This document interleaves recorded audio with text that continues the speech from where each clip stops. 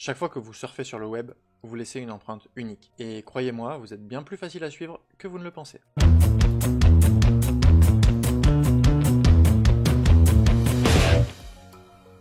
Salut à tous, on essaie tous plus ou moins de ne pas trop laisser de traces sur internet quand on navigue.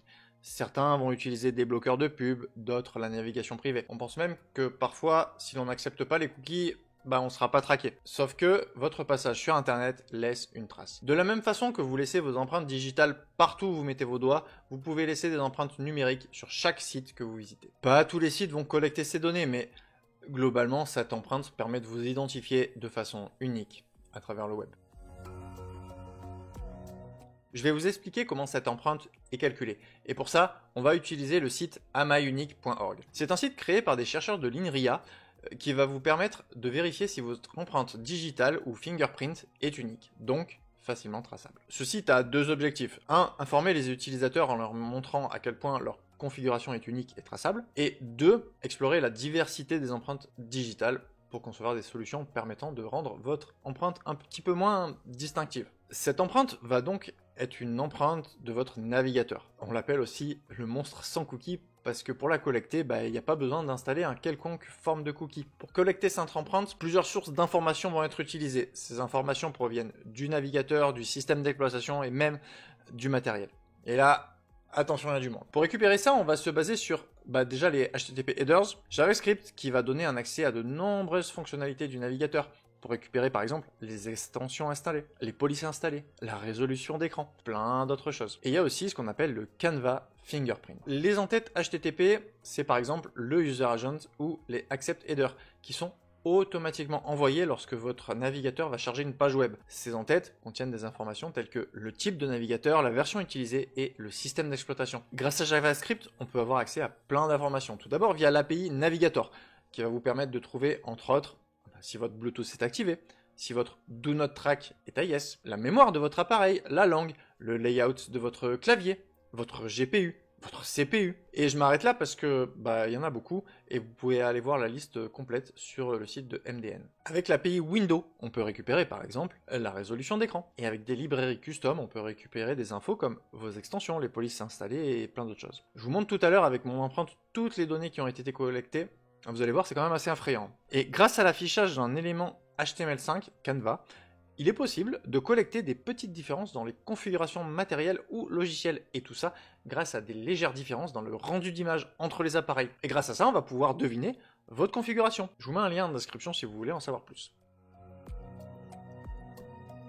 Donc maintenant, allons voir un exemple concret. Je vais vous dévoiler mon empreinte navigateur.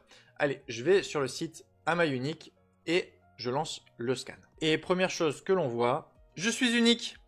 Unique parmi les quelques 3 millions d'empreintes répertoriées sur ce site. Aucune ne correspond à la mienne. Donc voyons voir un petit peu cette empreinte. Déjà, on va trouver le système d'exploitation, le navigateur, ma langue et ma time zone. Sous chacun, il me donne la proportion d'utilisateurs qui utilisent les mêmes éléments que moi. Par exemple, on a 39,77% des gens qui utilisent Firefox. Il y a seulement 5% des gens qui ont une langue française. Donc passons maintenant à plus de détails. Donc déjà, le HTTP header, l'entête HTTP. Donc on a l'entête User Agent où là, je vais avoir que 0,25% des gens qui correspondent à mon empreinte. On a le accept avec la tête qu'il a, mon content encoding, upgrade in secure request, 90%, donc ça c'est bon, tout le monde l'a, quasiment. Le cache control, le do not track. Passons maintenant au JavaScript. Et là, il y a du lourd. Donc on voit déjà le User Agent, la plateforme, mais on va voir aussi quelque chose de très intéressant, la liste des polices de caractères qui sont installées sur mon ordinateur. Donc là, ils ont pas tous mis, est-ce qu'on peut les lister? Non, on peut pas les lister. Mais voilà, j'ai la liste des polices et 181 autres polices. J'utilise AdBlock, j'utilise Do Not Track. Qu'est-ce qu'il peut y avoir? Les bulles ID, ça c'est intéressant, c'est un petit peu l'ID de votre navigateur. Ça c'est plus intéressant sur mobile parce que sur mobile, il est unique celui-là par contre pour le coup. On voit que j'utilise Gecko. Alors, qu'est-ce qu'on va... À la largeur de l'écran. Voilà, on va voir un petit peu ma largeur d'écran. Et voilà, il n'y a que 21% qui utilisent la même largeur d'écran que moi. Et 19% qui utilisent la même hauteur d'écran que moi. J'ai un petit écran. La profondeur des couleurs, c'est globalement la même que tout le monde. Voilà, on va voir les permissions que j'ai données à mon navigateur. Donc accéléromètre, etc.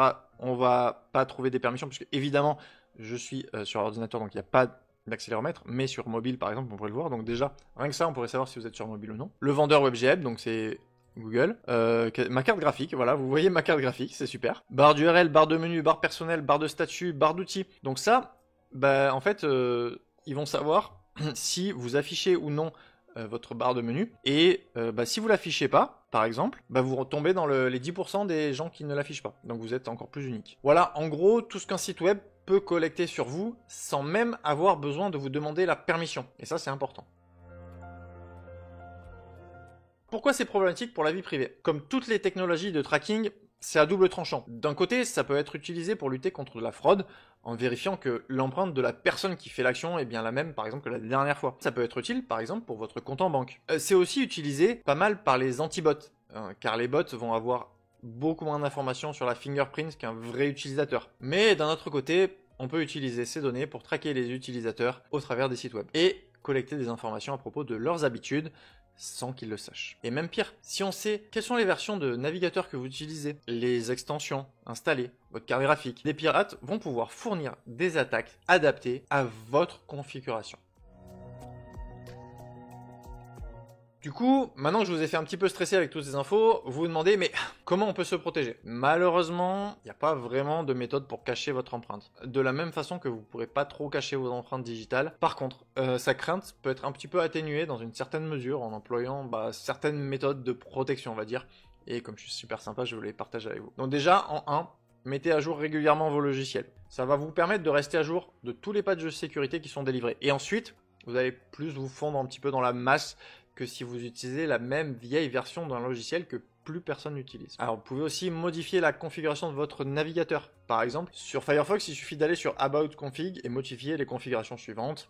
Privacy, Resist Fingerprint, etc. Mais en contrepartie, ça risque un petit peu d'altérer votre expérience utilisateur. Par exemple, si je passe Resist Fingerprint à True, les sites ne vont plus arriver à détecter si mon système utilise le dark theme ou pas, et donc ils vont par défaut me proposer un thème light. Vous pouvez utiliser un VPN, et NordVPN n'est pas le sponsor de cette vidéo, parce que j'ai pas de sponsor déjà, mais ça peut être une bonne solution pour masquer votre IP. Mais le VPN ne va pas masquer votre empreinte. Ça va juste permettre à ce que votre empreinte ne soit pas associée à une localisation. Supprimez votre profil des bases de données des courtiers en données. Alors, les courtiers en données collectent et revendent vos informations personnelles, y compris vos empreintes numériques. Ces données sont utilisées par les annonceurs, les hackers ou même des agences gouvernementales. Par exemple, les publicités ciblées que vous voyez juste après une recherche sur Google proviennent souvent de ces bases de données. Pour réduire votre empreinte numérique, vous pouvez utiliser des services comme DeleteMe, Inconi ou OneRep, qui contactent ces courtiers pour supprimer vos données. Mais bien souvent, ces services sont payants. Alors il existe des extensions qui vont être spécialisées dans la vie privée. Par exemple, pour Firefox, on a Trace ou Chameleon, et pour Chrome, on a Canva Blocker ou WebRTC Leak Prevent. Je vous disais que JavaScript permet de collecter beaucoup d'infos. Donc si on le désactive, il y aura moins d'infos collectées. Sauf que déjà, ça va impacter à mort votre expérience, et 90% des sites web ne marcheront plus. Et en plus, comme pas grand monde désactive JavaScript, ça vous rendra de toute façon unique. Toutes ces techniques sont pas forcément infaillibles et vont avoir certains inconvénients.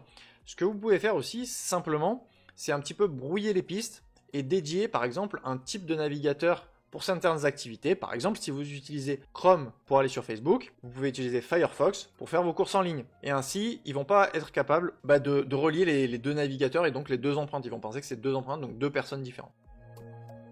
Et voilà, vous savez tout ou presque sur le fingerprinting. Malheureusement, comme on l'a vu, il est impossible d'effacer totalement son empreinte numérique. Mais avec des bonnes pratiques et un peu de vigilance, vous pouvez au moins limiter votre traçabilité en ligne. Alors, prenez le temps de tester votre empreinte avec des outils comme AmaUnique et appliquez les conseils adaptés à votre usage. Internet, ce n'est pas une zone sans risque, mais en restant informé, vous pouvez naviguer plus sereinement. Merci d'avoir suivi cette vidéo. Si elle vous a plu, n'hésitez pas à liker, commenter, partager. Et si ce n'est pas déjà fait, abonnez-vous pour plus de contenu sur la tech en général. À bientôt!